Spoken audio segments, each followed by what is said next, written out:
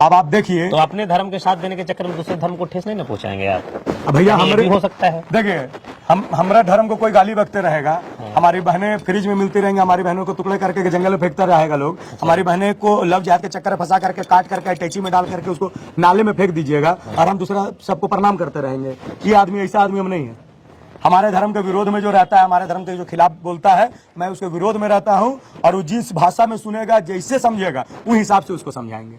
काफिला को रोकने का आरोप आप पे लगाया जाता है। मुख्यमंत्री भैया आपके राज्य के राजा हैं वो, और उनके काफिला को आपके द्वारा रोका जाता है, जिसमें कहा जाता है कि कईयक लोग जेल जाते हैं, जिसमें नौजवान भी रहते हैं, बूढ़े लोग भी रहते हैं, यहाँ तक कि औरतें भी जाती है।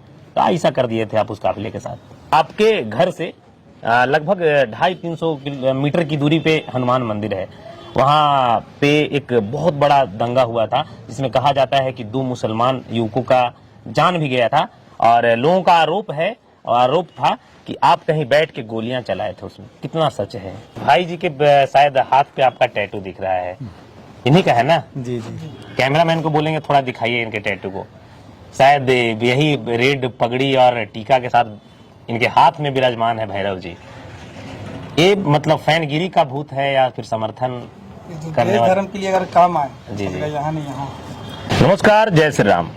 अभी हम जिस शख्स के साथ बैठे हैं झारखंड यानी रांची में, विशेषकर झारखंड की राजधानी है रांची, यहाँ अगर जय श्री राम का नारा लगता हो और हमारे साथ बैठे शख्स का नाम लोग नहीं जान रहा हो, बेकार है, समझे कि नहीं? इनका नाम है भैरव सिंह जी। कुछ और नाम है? भैरव सिंह नाम है। लोग इनको हिंदू सम्राट के नाम से भी जानता है, और ये हिंदुओं के लिए और अपने संस्कृति सभ्यता के रखवाले कहे जाते हैं। ऐसा ही कुछ है ना? तो ऐसा ही कहानियां हैं। कुछ सवालों को लेकर आज हम आए हैं रांची, और रांची से लाइव सेशन चल रहा है। तमाम इनके समर्थक, चाहने वाले, कुछ फैंस लोग भी तो नहीं ना? सब भाई हैं, सभी भाई सब भाई हैं। हमारा वाला ही कार्यक्रम है, फैन वाली कहानी नहीं है, भाई है। भैरव भैया जिंदाबाद के नारे तो गूंजते रहते हैं शहर में। अब 1-2 सवाल करेंगे, कड़वे सवाल भी हैं, तीखे भी हैं, और बहुत चर्चित रहते हैं। अभी कुछ दिन पहले एक घटना घटित होता है रांची में सर, जिसमें कहा जाता है कि मुख्यमंत्री हेमंत सोरेन, 2021 की कहानी आपको भली बात याद होगा, कि काफिला को रोकने का आरोप आप पे लगाया जाता है। मुख्यमंत्री भैया आपके राज्य के राजा हैं वो, और उनके काफिला को आपके द्वारा रोका जाता है, जिसमें कहा जाता है कि कईयक लोग जेल जाते हैं, जिसमें नौजवान भी रहते हैं, बूढ़े लोग भी रहते हैं, यहाँ तक कि औरतें भी जाती है। तो ऐसा कर दिए थे आप उस काफिले के साथ? देखिए, मैं पहले भी इस विषय में बता चुका हूँ। हमारे जो माननीय मुख्यमंत्री जी हैं, उनका काफिला रुक गया था। ऐसा कुछ योजना नहीं था हम लोगों का कि उनका काफिला रोकना है। हम लोग आंदोलन कर रहे थे, कार्यक्रम कर रहे थे, यह बात सच्चाई है। हजारों की संख्या में महिलाएं भी थी, पुरुष भी थे, युवा थे, बच्चे थे। लेकिन हमारा जो मोटिव था वो यह था कि उस समय एक सिर कटी लाश मिली थी हमारी एक बहन की, जो नग्न अवस्था में थी, जिसका सिर भी बरामद नहीं हुआ था। और यह पहली घटना नहीं थी। झारखंड में लगातार अगर आप रेशियो निकालिएगा तो झारखंड में हर 4 घंटे पे एक बलात्कार होता है। हर 4 घंटे पे एक बलात्कार होता है। हर 2 घंटे पे एक चैन स्नैचिंग होता है। हर आधे घंटे पे कहीं ना कहीं डकैती होती है। और हर 5 घंटे पे एक हत्या होती है। ऐसा झारखंड का रेशियो चल रहा है प्रतिदिन। तो इन सभी विषयों को लेकर के, इनके विरोध में आप पूरे भारतवर्ष में उसमें बलात्कार हो रहे थे, खास करके हमारी हिंदू बहनों को लव जिहाद के चक्कर में फंसा करके। इन विषयों को लेकर के हम लोग रोड में उतरे थे। यह बात सच्चाई है। लेकिन कुछ लोगों ने इसे राजनीतिक ढंग दे दिया, और हमारे साथ में जो महिलाएं थे, बच्चे थे, उनको फंसाने की योजना से सबके ऊपर FIR करके छोटे छोटे बच्चे, 9 छोटे छोटे बच्चों को जेल भेज दिया जाता है। गरीब महिलाएं लोग जो रोड में ठेला लगा करके अंडा बेचती है, चाय बेचती है, ऐसी महिलाओं को जेल भेज दिया जाता है। जो विद्यार्थी हैं, जो आने वाले समय में देश का भविष्य बन सकते हैं, उन विद्यार्थियों का जीवन बर्बाद करके उन युवाओं को जेल भेज दिया जाता है। तो उसमें काफिले के रोकने में उसमें क्या था जो काफिलों को रोकना पड़ गया था? काफिला रुका नहीं था। हम लोग कार्यक्रम कर रहे थे, काफिला मुख्यमंत्री जी का आया, भीड़ दिखा। हम लोगों को नहीं सूचना थी कि यहाँ से काफिला आने वाला है, और वो रास्ता बदल के अपने दूसरी तरफ से चले गए। वो 40-45 में जेल जाने में आप भी थे? जी, मैं था, मैं ही प्रमुख रूप से था। अच्छा, मुख्य दावेदार आप ही को बनाया गया था? प्रशासन के द्वारा बनाया गया, लेकिन मुझे पूर्ण विश्वास है कि कोर्ट के माध्यम से मैं निर्दोष साबित हूँ। अच्छा। और उसमें ऐसा भी कहा जाता है श्रीमान कि जब जेल से बाहर आप आने वाले थे तो आपके समर्थकों को भनक लगती है इसकी। तो कईयक जिले में झारखंड के, और रांची तो भैया, रांची के आप तो हिंदुत्व के राजा आदमी हैं, तो रांची के कोने कोने में और मोहल्ले मोहल्ले में आपके नाम का स्वागत का बैनर लगता है, और उस बैनर को सरकार के आदेश पे फड़वा दिया भी जाता है। ऐसा क्या बैनर पे लिख दिए थे आप? देखिए, बैनर पे जय सिया राम और जय सरना लिखा हुआ था। इससे सरकार को क्या दिक्कत है? भैया, अपनी दिक्कत क्या है वो तो वो समझे, किस बात का भय है उन्हें वो तो मैं नहीं जानता अच्छा। हूँ। लेकिन हाँ, ये सच्चाई है कि लगे थे सैकड़ों की संख्या में रांची और तो कोई नेता, अन्य भी जिले में। नेता मंत्री का उस पर तस्वीर नहीं दिए थे? जी नहीं, तो गलती नहीं। न किए थे भैया, हम तो जेल में थे। अच्छा। अब मेरा, हम जब जेल में थे हम उस समय बाहर भी नहीं निकले थे जब बैनर लग करके फट गया। जी, जी। और जिस दिन मैं बाहर निकला उस दिन मुझे पता चला कि मेरा बैनर लगा था पेपर के माध्यम से। अच्छा, अच्छा। और बैनर सारा फाड़ दिया गया है, हर गली हर मोहल्ले का बैनर प्रशासन और रांची नगर निगम के द्वारा चढ़ चढ़ के तो फाड़ दिया बैनर गया तो हर किसी का लगता है, और बैनर फड़वा देना एक सरकार के आदेश पे, तो कहीं न कहीं यहाँ पे आपकी कमी रही होगी। एक छोटा सा सवाल करेंगे जी, जी, जी। कि समर्थकों को कह दीजिए कि जब आपका तस्वीर रहे उस पर 4-5 नेता मंत्रियों का भी तस्वीर रहना चाहिए। देखिए, आप इतना बड़ा यहाँ का चेहरा हो गया है भैया, आपका। मैं जीवन में कभी अपना बैनर नहीं लगवाता हूँ। अच्छा। मैं अपने माध्यम से कि हाँ मेरा बैनर लगना जी, चाहिए। जी। आप रांची आइए, घूम जाइए, हम सभी पूजा पंडालों का मैं समर्थक हूँ, उन सभी के साथ में रहता हूँ। सब मुझे फोन करके पूछते, मैं मना कर देता हूँ, मुझे मेरा बैनर लगाने का आवश्यकता है। और समर्थक लोग जो थे, हमारे कुछ मित्र लोग थे और समाज के कुछ लोग थे जिनको लगा जी कि हाँ इनका बैनर लगना चाहिए, वो लोग लगाए होंगे। अच्छा। और उस बैनर को फाड़ा क्यों गया, इसमें इसके बाद हमारे कार्यकर्ता जाकर के विरोध करते, मारपीट करते, ऐसा संस्कार नहीं है हमारे कार्यकर्ता। जी जी जी जी। वो दूसरे की भावना का, दुश्मन की भावना का भी जो है सम्मान करते हैं कि ठीक है भैया लगाओ, फट गया। बैनर लगता तो बहुतों का है, फटता कितनों का है। किसी का फटा होगा इसलिए बैनर मतलब वो फाड़ दिए सरकार होंगे। के द्वारा ऐसा करवाया गया था, लोगों का कहना है। चलिए अगली सवाल की तरफ बढ़ते हैं। एक हिंदुस्तान में बहुत चर्चित घटना घटित होता है, पूरे हिंदुस्तान के कोने कोने में उसका शोर शराबा जाता है, जिसको दंगा का रूप नाम दिए थे लोग। आपके घर से लगभग 250-300 मीटर की दूरी पे हनुमान मंदिर है, वहां पे एक बहुत बड़ा दंगा हुआ था, जिसमें कहा जाता है कि 2 मुसलमान युवकों का जान भी गया था। और लोगों का आरोप था कि आप कहीं बैठ के गोलियां चलाए थे, उसमें कितना सच है? देखिए, आरोप प्रत्यारोप तो लगता ही रहता है जी। और इसमें प्रशासन के द्वारा मुझे क्लीन चिट दिया गया। अच्छा। और इल्जाम तो लगा है, बहुत सारा वीडियो वायरल हुआ मेरे नाम से, सच्चाई है। 2 युवकों की हत्या भी हो गई थी, कई युवकों को गोली लगी भी थी, जख्मी भी हुए थे। जी, जी। और मेरे ऊपर इल्जाम लगाया गया था। लेकिन इल्जाम तब तक साबित नहीं होता जब तक उसको प्रशासनिक रूप से सिद्ध ना कर दिया गया। तो मैं आपके सामने यह बोलना चाहूंगा, मुझे प्रशासन की तरफ से क्लीन चिट मिला। अब होता है कि जाकी रही भावना जैसी, प्रभु मुहूर्त देखी तिन तैसी, तो उनके मन में इस प्रकार की भावना है कि उनको हर जगह हम ही दिखते हैं। हमारे जो विरोधी लोग हैं, देश के जो विरोधी लोग हैं, हिंदू धर्म के जो विरोधी लोग हैं, उनको हर जगह मेरा चेहरा दिखता होगा। जी। अच्छा, उसी दरमियान उसी घटनाक्रम में आपके घर पे भी गोलियां चलती है, पत्थर बरसता है। आखिर हनुमान मंदिर के साथ साथ आप कहीं न कहीं हनुमान जी के भक्त भी हैं, और आपके घर को ही टारगेट क्यों किया जाता है? देखा गया, सैकड़ों की संख्या में गोली चली, 1, 2, 10, 20 गोली नहीं, सैकड़ों की संख्या में गोलियां चली। और घर दोनों तरफ से पत्थर से इतना बरसात हुआ था कि पूरा आंगन और बाहर का बरामदा मेरा पूरा पत्थरों से भर गया था। और माइक लेकर अनाउंसमेंट भी कर रहे थे, नाम ले करके, भैरू सिंह निकलो तुम उसके साथ तुम्हारे पूरे परिवार को काट देंगे, क्योंकि उस समय वो हुजूम में थे। अरे अकेले अकेले आइए, भिड़ जाइए, देख लेंगे। दूसरी तरफ आपका जो प्रत्यारोप लगाया जा रहा है कि गोलियां भी आप ही तरफ चलवाया गया, तो कहीं ना उसका भी आक्रोश लोगों में था। संभवतः हो सकता है ऐसा। तो सरकार इस पे क्या सुनवाई की? सुरक्षा मुहैया करवाई या फिर आपकी सुरक्षा दी कि नहीं दी? आवेदन डाले थे कि नहीं सरकार? 15-16 राज्यों के माध्यम से केंद्र सरकार, राज्य सरकार को दोनों को लेटर भेजे गए कि इनको सुरक्षा प्रदान किया जाए। मैंने मांग नहीं की, हमको डर नहीं है भैया, हमको क्या डर है। इतना हमला होने के बाद भी हम तो खुले घूमते हैं रांची में। आज भी किसी गली मोहल्ले में मिल जाएंगे आपको, हमको डर नहीं है। लेकिन समाज के जो संस्थाएं हैं, जो संगठन है, उनके द्वारा कई एक राज्यों से राज्य सरकार, केंद्र सरकार को भेजा गया लेटर कि इनको सुरक्षा मुहैया कराया जाए, लेकिन उनकी तरफ से कोई कदम नहीं उठाया गया। ये तो हमारे पूर्व मुख्यमंत्री बाबूलाल मरांडी जी के माध्यम से उनका जब प्रेशर हुआ, वो जब ट्वीट किए, तब जाकर के मेरे घर के बाहर में घर की सुरक्षा के लिए कुछ जवान बैठाए गए, जो कि बहुत महीनों से हैं, अभी भी हैं। अच्छा अच्छा। एक और आपके द्वारा एक हिंदू साम्राज्य का जुटान किया गया था, 2017 की कहानी आपको याद आ रहा होगा। उस समय भी प्रयास किया गया था प्रशासनों के द्वारा कि उस क्षेत्र को बंद करवा दिया गया था, सारी दुकान को बंद करवा दिया गया था, और उसके साथ साथ आपके कार्यक्रम को भी बंद करवा दिया गया था। क्या था वैसा, क्या प्लान था उस कार्यक्रम में? देखिए, हमारा कार्यक्रम था कि हम लोग लगभग 8 किलोमीटर पैदल यात्रा का योजना बनाए थे। अच्छा। और जिसमें प्रशासन और सरकार दोनों यही बात अच्छी सी तरह जानते हैं कि हिंदुओं के द्वारा कोई विरोध, कोई दंगा, कोई घटनाक्रम नहीं होने वाला है। वह जानते हैं हिंदू शालीन है, हिंदू सशक्त है, हिंदू शक्तिशाली है। जो शक्तिशाली होता है वो अपने शक्ति का प्रदर्शन नहीं करता। तो वो जानते थे हिंदुओं के द्वारा कुछ समस्या नहीं होगा।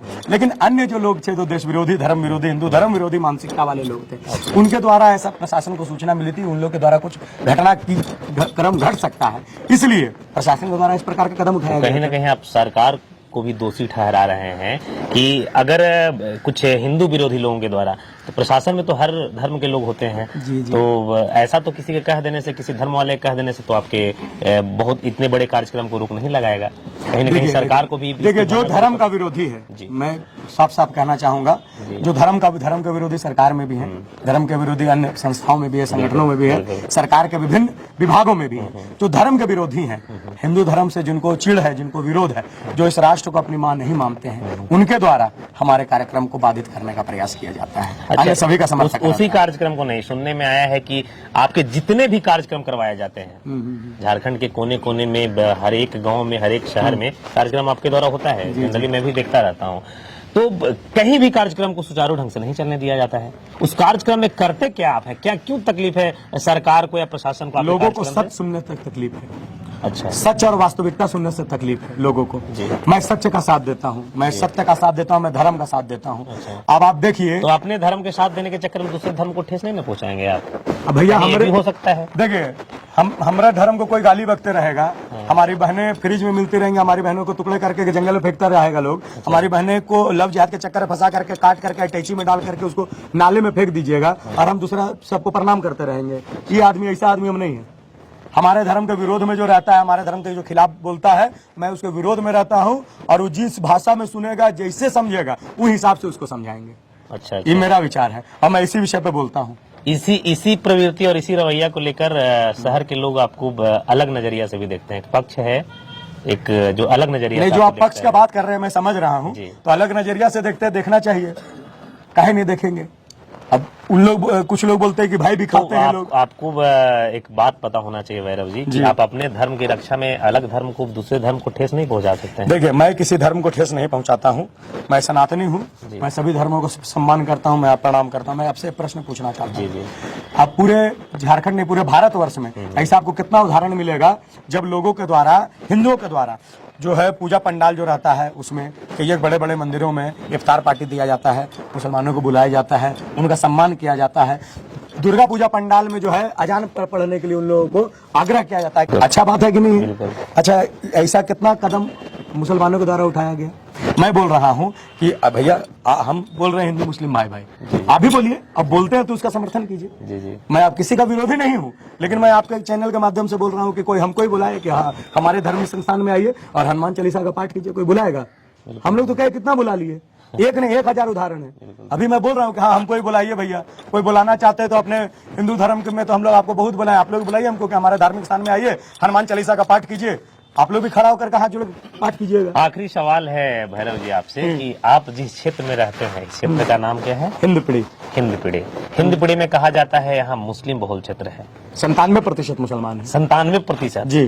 तो इस क्षेत्र में आपको तकलीफें नहीं होती है? यहाँ आपके घर पे गोलियां चला, पत्थरे बरसा, और कितना कुछ झेलना पड़ता है? तकलीफ हमको नहीं होता है, उन लोग को होता होगा तो हमको नहीं पता, और उन लोग को तकलीफ होता होगा तब जाकर के पत्थर गोलियां चलती है। अच्छा। और मैं तो निर्भीक रहता हूँ, आज भी घर के सामने खड़ा रहता हूँ सीना खोल करके। अच्छा। और मुझे कोई तकलीफ नहीं है।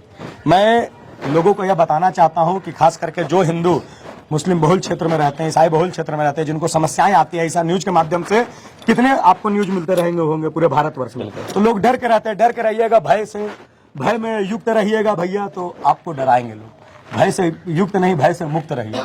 अभी हम इंटर कर रहे थे तो आपके घर पे कुछ प्रशासनिक लोग को भी देखे हम, शायद सुरक्षा मुहैया करवाया गया है। सुरक्षा में रहते हैं। तो उन लोग तो एकदम लेजी हैं, ऐसे ही पड़े हुए। हम लोग तो एड्रेस कुछ पूछे ही नहीं, लोग ऐसे नहीं, ऐसा नहीं है। उनको सूचना थी कि आप आने वाले हैं। अच्छा। उनको पहले सूचनाएं थी, हम बोल दिए थे। ऐसे वो रोकते हैं, टोकते हैं, सबसे पूछते हैं कौन है, कहाँ से आए हैं। अच्छा। लेकिन क्योंकि उनको सूचना था कि आप लोग आ रहे हैं और आपके साथ हमारे भाई लोग थे, तो इसलिए आपको आराम से। आज आपको पूरा यूपी, बिहार, झारखंड देख रहा है, तो बहुत सारे हर धर्म के लोग हैं जो हमारे साथ जुड़े हैं। तो उनको क्या कहना चाहेंगे जो आपके समर्थक हैं या फिर जो हिंदुत्व के साथ खड़ा रहने वाले भाई हैं? आपकी युवा पीढ़ी आपके साथ खड़ा जैसे पीछे में है। देखिए, हम लोग भगवान बिरसा मुंडा जी के वंशज हैं, झारखंड की धरती में रहने वाले हिंदू हैं, सनातनी हैं और हम सभी का सम्मान करते हैं। मैं सभी को हाथ जोड़ के प्रणाम करता हूं, लेकिन एक चेतावनी के साथ कि हमारे धर्म पे अगर प्रश्न उठाएंगे तो उसका जवाब देना हमें आता है। और ऐसे भी कहा जाता है कि धर्म सर्वोपरि।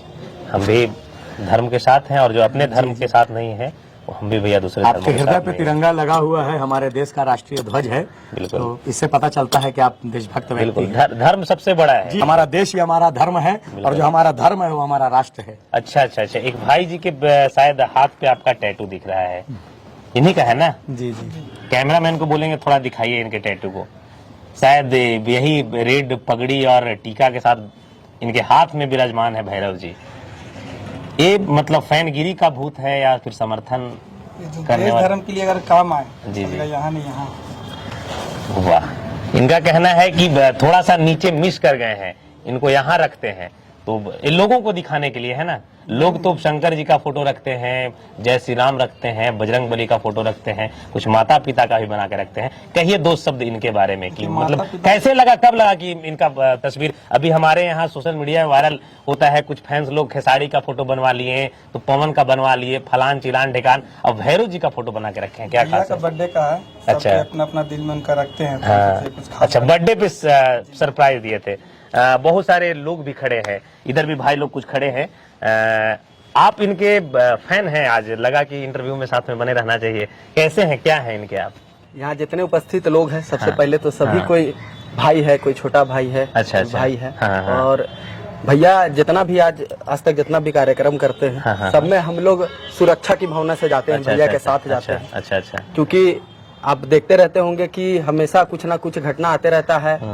आईबी का भी रिपोर्ट कई जगह से आता है कि भैया को दिक्कत है, बाहर से शूटर लोग आया हुआ है। अच्छा अच्छा, भैया को मारने के तो लिए। मतलब भैया कह देंगे कि बम फेंक दीजिए तो बम फेंक दीजिएगा? भैया हम लोग को ऐसा बोल ही नहीं सकते हैं। अच्छा, भैया पे अच्छा। हम लोग को पूरा विश्वास है। मतलब भैया जो बोल देंगे वो सच बोलेंगे। अच्छा, और गलत बोलेंगे वो भी कर देंगे? गलत बोल ही नहीं सकते हैं। अच्छा, बोल नहीं सकते हैं। मतलब ऐसे भैरव जी के आप समर्थक हैं, है ना? समर्थन में बने रहते हैं और भैया के साथ खड़े रहते हैं। जी जी। तो फिर हर कार्यक्रम में भी जाना होता होगा? एकदम हर तो भैया पे बहुत सारा आरोप भी लगता है श्रीमान, आपको शायद जानकारी होगा कि भैया कार्यक्रम को पूरा चलने नहीं दिया जाता है, प्रशासन भेजकर दुकानें बंद करवा दिया जाता है, यहाँ तक कार्यक्रम भी बंद करवा दिया जाता है। कितने कार्यक्रम में रहे हैं आप जो बंद करवा दिया गया? लगभग हर कार्यक्रम में रहते हैं। जी जी। और सब जगह बहुत सारी समस्या आती है। और सब जगह हम लोग सब कोई जी जी साथ में रहते हैं भैया के, कुछ भी हो जाए। और हमेशा हम लोग भैया के साथ रहेंगे, चाहे हम लोग को जेल जाना पड़े, चाहे हम लोग को बम फेंक करके मार दिया जाए। भैया को 44 गोला में अभी जेल गए थे क्या? जी, साथ में थे भैया के। देखिए, कुछ भी मतलब कुछ भी, भैया जेल जाए तो हम जेल जाएंगे, ऐसे बहुत कम समर्थक मिलते हैं लोगों का। अच्छा, एक बात और आखिरी सवाल रहेगा आपसे, भैया का जो कार्यक्रम होता है तो भैया कहीं बड़का नेता होता तो नहीं बनना चाह रहे हैं? नहीं, ऐसा कुछ क्या मिशन है भैया का? निस्वार्थ भाव है। इनका मिशन ये है कि पूरा भारतवर्ष में पूरा हिंदू को संगठित करने का। अभी जो कि झारखंड में हम लोग हर जगह में जाकर के कार्यक्रम किए और हिंदू को संगठित करने का कार्य किए हैं भैया के नेतृत्व में। और आने वाले समय में पूरे भारतवर्ष में हम लोग ये काम करेंगे। चलिए, बहुत बढ़िया, अच्छा लगा आपसे बातें करके। अभी जनरली आप देख रहे होंगे पूरे हिंदुस्तान के कोने कोने में कन्वर्जन चल रहा है मिशनरियों के द्वारा। ऐसा हम नहीं, लोगों का कहना है, और जोर शोर से चल रहा है, और उसमें जाने वाले कोई और धर्म के नहीं, शायद हमारे आपके धर्म के ही लोग आते हैं। तो वैसे लोगों के कुछ आखिरी में दो शब्द कहिए। देखिए, मैं अच्छा, किस लोभ में ऐसा करते हैं, वो क्या रहता है? देखिए, उनको वो लोभ, कुछ लोग लोभ में भी जाते हैं, कुछ लोग दिग्भ्रमित होकर के जाते हैं। जैसे उदाहरण स्वरूप आपको बता रहे हैं कि मिशनरी लोग क्या करते हैं, कोई गरीब मोहल्ला चल जाएंगे, खास करके हमारे हिंदू समाज के जो अभिन्न अंग हरिजन समाज के लोग हैं, आदिवासी समाज के लोग हैं, उनके पास जाकर के उनको बरगलाने का काम करते हैं। वो बोलते हैं कि देखिए, आपको बुखार हो गया है, आपका तबीयत खराब है, आपको देखिए ईसा मसीह का भभूति दे रहे हैं, खाइए ठीक हो जाइएगा। और भभूति जो रहता है वो पैरासिटामोल रहता है। अच्छा। और पेट में दर्द रहेगा तो पेट दर्द का दवाई चूर के दे देंगे, बोलेंगे ईसा मसीह का भभूति खाएगा ठीक हो जाएगा। वो सोचता है कि ईसा मसीह का प्रसादी खा करके हम ठीक हो जा रहे हैं, लेकिन वास्तविकता क्या है, दवाई खिला के ठीक करते हैं। बाकी कुछ लोगों को पैसे देकर नौटंकी कराते हैं कि देखिए इसमें भूत पकड़ा हुआ है, ऐसे ही से उछलेगा, उसको छुएंगे और ठीक हो जाएगा। भैरव जी, सुनने में है कि बहुत बहुत रुपया दिया जाता है। हाँ, एक नहीं, लाखों नहीं, करोड़ों अरबों रुपया का खेल है ये। अच्छा। अरबों अरब रुपया का खेल है। वो तो ये गति और भी तीव्र हो गई थी कितने क्षेत्रों में, लेकिन माननीय प्रधानमंत्री मोदी जी जो है हमारे, तो उनके माध्यम से जो विदेशी फंड आया करता था भारतवर्ष में, बहुत हद तक बंद हो गया। लेकिन जिस जिस राज्य में बीजेपी की सरकार नहीं है, वहां अभी धड़ल्ले से ये काम चल रहा है। खास करके बिहार में आप देख लीजिए, आप बिहार से हैं, झारखंड और बिहार दोनों क्षेत्र में, झारखंड, बिहार, छत्तीसगढ़ और बंगाल, ये 4 राज्य में धड़ल्ले से और धर्म परिवर्तन करने का काम किया जा रहा है। कहीं लालच देकर, लोभ देकर, कहीं डरा धमकाकर, कहीं भी लोगों को जो है दिग्भ्रमित करके धर्म परिवर्तन का काम किया जा रहा है। लोगों को क्या संदेश रहेगा? वैसे लोगों को मैं आग्रह करना चाहूंगा, खास करके हमारे सभी जो हिंदू भाई हैं, हमारे सभी जो सनातनी भाई हैं, हमारे सरना समाज के जितने भाई बहन हैं, मैं आग्रह करना चाहूंगा, अपने धर्म, अपनी संस्कृति को समझने की आवश्यकता है। उन लोगों के बेवकूफीपन में ना पड़े, उन लोगों के बहकावे में ना आए, उन लोगों के दिखावे में ना आए, उन लोगों के जो ब्लैक मैजिक दिखा करके आपको आकर्षित करते हैं उसमें ना फंसे। अपने धर्म और संस्कृति को जानने आग्रह करते हुए आप सभी से कि आप अपने धर्म में बने रहें। अगर कोई समस्या आती है आपको, तो हमारे जैसे जो सामाजिक लोग हैं उनसे संपर्क करें, हम लोग आपका साथ अवश्य देंगे। और मिशनरियों लोग के लिए चेतावनी है कि होश में आ जाओ, नहीं तो हमारे क्षेत्र में, अगर हमारे संपर्क के जितने क्षेत्र हैं, जहां दिखोगे वहीं लाठी से मार के भगाएंगे। चलिए, ये चीजें नहीं बोल सकते, खैर इनका अपना तरीका है, हर चीज का कानून व्यवस्था है। मैंने आपको कुछ नहीं बोला, मैंने अपना विषय रखा है। अरे नहीं, हर चीज का आपसे भी रिक्वेस्ट और आग्रह करेंगे कि कानून के दायरे में ही कार्यक्रम को किया जाए, कानून के दायरे में रह करके हम लोग काम करते हैं। जी, जी। लेकिन कानून का संरक्षण भी उतना ही आवश्यक है। तो जब हमारे देश का संस्कृति ही बदल जाएगा, जब हमारे देश में हिंदू रहेंगे ही नहीं, तो किस प्रकार की कानून व्यवस्था रहेगी? तो यह काम भी कानून के दायरे में रह करके, कानून के समर्थन में हम लोग कर रहे हैं कि हमारा देश और संस्कृति और समाज बचा रहे, तब तो जाकर के कानून व्यवस्था का पालन होगा। चलिए, बहुत बहुत धन्यवाद भैरव जी, आज हमारे साथ एक्सक्लूसिव इंटरव्यू में जुड़े रहने के लिए। धन्यवाद। जय श्री राम।